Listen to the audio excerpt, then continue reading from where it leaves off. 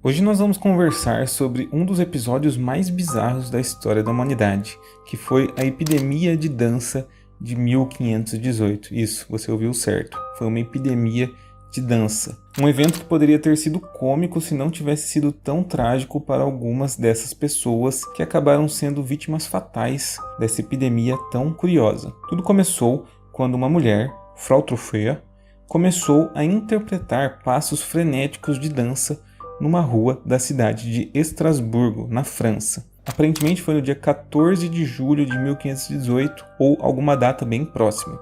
Ela começou a dançar ali na rua sem qualquer motivo aparente. O fenômeno continuou por torno de 4 a 6 dias e em uma semana outras 34 pessoas já dançavam também descontroladamente. Passado um mês, aproximadamente, 400 dançarinos já estavam nas ruas fazendo seus passos de dança, mesmo contra sua vontade. Segundo alguns historiadores, eles chegavam a implorar para que aquilo parasse. A coisa foi tão séria que várias pessoas eventualmente pereceram de ataque cardíaco, derrame cerebral ou exaustão. Não se consegue precisar quantas pessoas de fato morreram, mas os relatos dizem que várias delas pereceram. Inclusive, Paracelso, físico suíço que viveu ali durante a Renascença alemã, fez um relato escrito na década de 1530 sobre o evento. E sempre quando nós analisamos fatos desse tipo, quando nós temos relatos da própria época em que esses fatos supostamente aconteceram, nós temos evidências muito mais sólidas do evento em si. O primeiro diagnóstico dos médicos, de acordo com o saber padrão da época, foi que o fenômeno era resultado de sangue quente no cérebro. Então, eles tiveram a ideia de incentivar essas pessoas a continuarem com a dança frenética até a doença ir embora, até o sangue delas esfriar. Mas por conta do desgaste físico e mental, muitas pessoas morreram.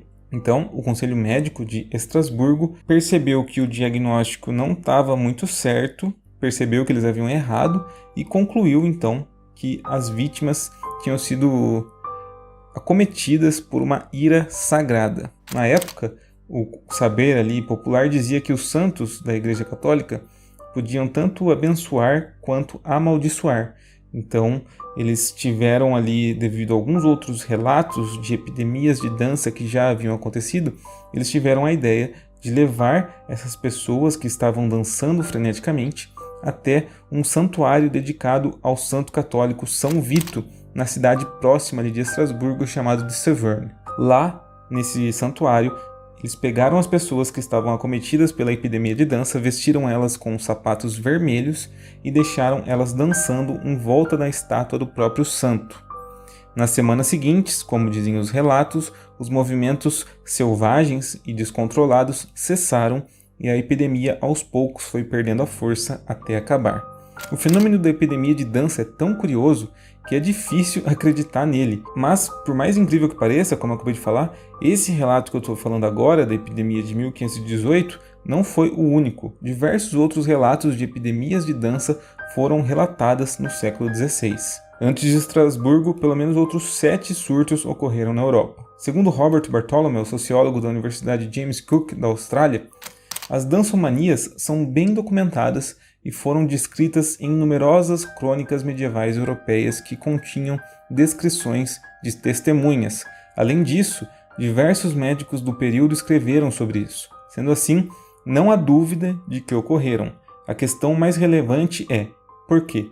Na questão aqui do porquê, nós podemos falar sobre algumas causas e teorias sobre o que teria acometido as epidemias de dança. Além das teorias sobrenaturais de maldições, castigos divinos, possessões demoníacas e outras coisas do tipo, nós temos alguns pareceres científicos sobre esse tipo de evento. Uma das explicações é que o caso teria uma origem química ou biológica a partir de intoxicação por cereais contaminados por fungos.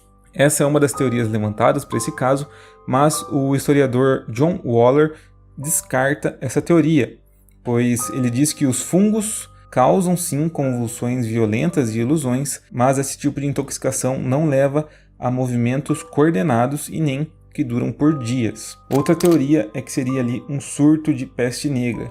A dança seria uma resposta à dor extrema causada pela doença nas vítimas. Segundo Robert Bartholomew, o problema é que a data desse caso não se encaixa com nenhum dos outros surtos relatados de peste negra. John Waller sugere que a causa dessa epidemia foi uma espécie de histeria coletiva resultante de um estado sugestionável das pessoas acometidas pela dança devido aos árduos tempos em que viviam, o que deixava qualquer um com o psicológico bem abalado. Aqueles tempos eram acometidos por conflitos sociais e religiosos, novas doenças aterrorizantes, fracassos na colheita, aumento de preço de trigo, miséria generalizada e por aí vai. Segundo Waller, a praga de dança foi uma expressão patológica de desespero e medo religioso. A histeria em massa é conhecida hoje em dia como um distúrbio que é responsável por fazer um grupo de pessoas apresentar reações ou sintomas parecidos simultaneamente. Então, parece que, de fato, esse caso da epidemia de dança foi causado sim por uma histeria em massa. Para o Waller, todo esse episódio nos deixa uma lição que, por mais sobrenatural e inacreditável que o caso possa parecer, ele é um fenômeno psicológico que nos lembra da inefável estranheza do cérebro humano.